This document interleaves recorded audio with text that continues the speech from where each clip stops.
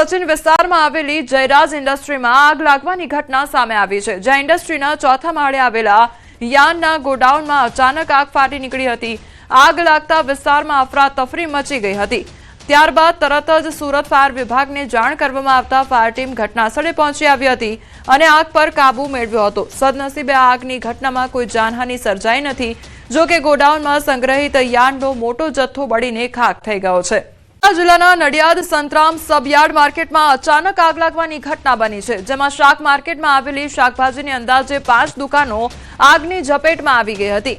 આગ લાગતા જ સમગ્ર માર્કેટ વિસ્તારમાં અફરાતફરીનો માહોલ સર્જાઈ ગયો હતો।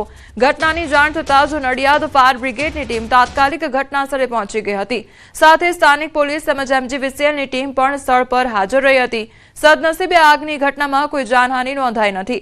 નડિયાદ ફાયર બ્રિગેડની ટીમે સમય સૂચકતા દાખવીને આગને કાબૂમાં લઈ લીધી હતી, જેના કારણે માર્કેટની બાજુમાં આવેલી અન્ય દુકાનોમાં આગ ફેલાતી અટકાવી શકાઈ હતી।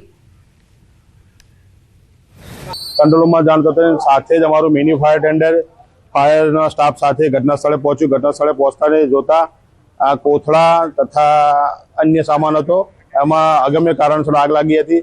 જે આગ લાગવાનો બનાવના લીધે થોડીક જાનહાનિ વધારે ના થાય એના લીધે ગાડી પહોંચીને તરત પાણીનો છંટકાવ કરી કોથળામાં જે આગ હતી એ કોથળાની આગ ઓલવી દીધેલ છે। થોડોક જે એમનો શાકભાજી ને એવું હતું એમાં થોડુંક નુકસાન થયેલ છે, બાકી કોઈ અન્ય જાનહાનિ થયેલ નથી। સી ફૂડ વિભાગની મોટી કાર્યવાહી હાથ ધરવામાં આવી છે। 3 ટન કાજુનો જથ્થો સીઝ કરવામાં આવ્યો છે। કઠવાડા GIDC ખાતે બિન આરોગ્યપ્રદ કાજુનો જથ્થો સીઝ કરવામાં આવ્યો છે। 3 ટન જેટલો જથ્થો સ્થગિત અને યુનિટ સીલ કરવામાં આવ્યું છે। સેકન્ડ ગ્રેડનો કાજુ પ્રોસેસિંગ માટે લાવવામાં આવ્યો હતો અને આ જે જથ્થો છે તે સીઝ કરવામાં આવ્યો છે। તો અમદાવાદનો આ મામલો સામે આવ્યો છે કે જ્યાં MC ફૂડ વિભાગ દ્વારા મોટી કાર્યવાહી હાથ ધરવામાં આવી છે। જે બિન આરોગ્યપ્રદ કાજુનો જથ્થો છે તે સીઝ કરવામાં આવ્યો છે। 3 ટન કાજુનો જથ્થો જે છે તે સીઝ કરવામાં આવ્યો છે અને તે અંગે તપાસ પણ હાથ ધરવામાં આવી રહી છે। બાદમાં ક્રિકેટ પ્રેમીઓ માટે મહત્વના સમાચાર સામે આવી રહ્યા છે। નરેન્દ્ર મોદી સ્ટેડિયમમાં રમાશે વર્લ્ડ કપ T20ની 7 મેચો।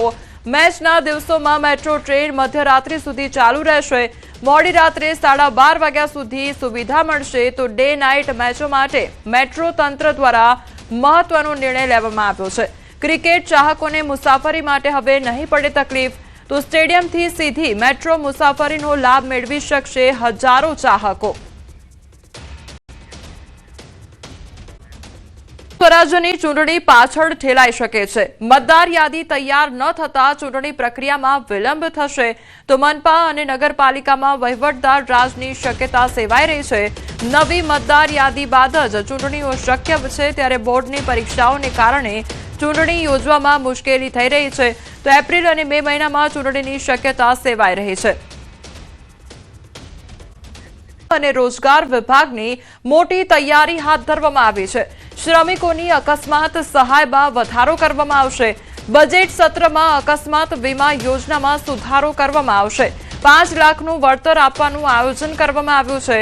વિવિધ બોર્ડની સહાયમાં સમાનતા 18 ફેબ્રુઆરીએ બજેટ બાદ આ અંગેની જાહેરાત પણ થશે। તો બજેટમાં આ અંગેનો સુધારો લાવવામાં આવી શકે છે। તો વિવિધ બોર્ડની સહાયમાં સમાનતા જોવા મળશે અને 18 ફેબ્રુઆરીએ બજેટ બાદ આ અંગેની જાહેરાત પણ થઈ શકે છે। ત્યારે 5 લાખનું વળતર આપવાનું આયોજન કરવામાં આવ્યું છે। જે બજેટ સત્રમાં અકસ્માત વીમા યોજના છે તેમાં સુધારો કરવામાં આવી શકે છે। શ્રમિકોની અકસ્માત સહાયમાં વધારો કરવામાં આવી શકે છે।